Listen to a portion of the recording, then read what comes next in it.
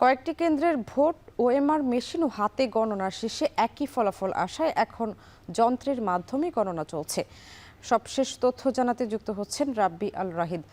রাব্বি, জানাবেন যশোর নির্বাচনের কয়টি কেন্দ্রের ফলাফল এখন পর্যন্ত হাতে পেয়েছেন, আর ভোট গণনা কয়টা নাগাদ শেষ হতে পারে?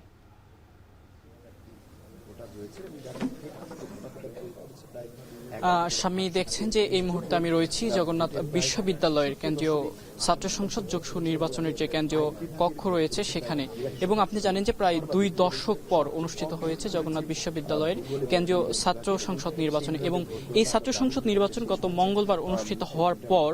ভোট গণনা শুরু হওয়ার কথা ছিল সন্ধ্যা 6টা অথবা 7টার দিকে, কিন্তু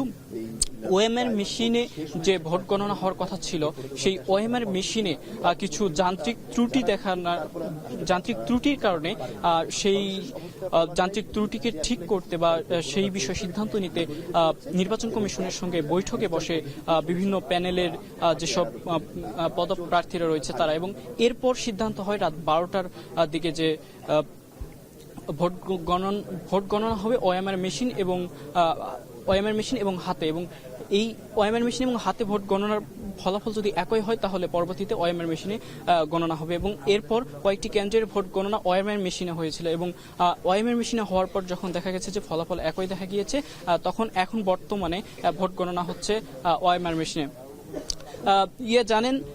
স্বামী, জানেন যে গত মঙ্গলবার যে ভোট গ্রহণ শুরু হয়েছে সেটি সকাল 9টায় শুরু হয়েছে, এবং সকাল 9টায় ভোট গ্রহণ শুরু হয়ে তা শেষ হয়েছে বিকেল 3টায়, এবং 38টি কেন্দ্রের প্রায় 178টি বুথে এই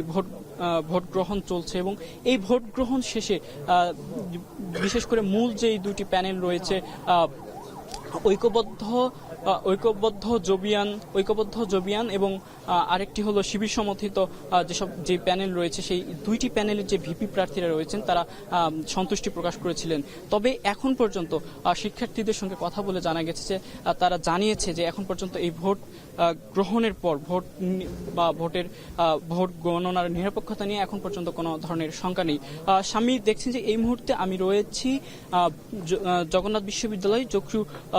যে নির্বাচন কেন্দ্র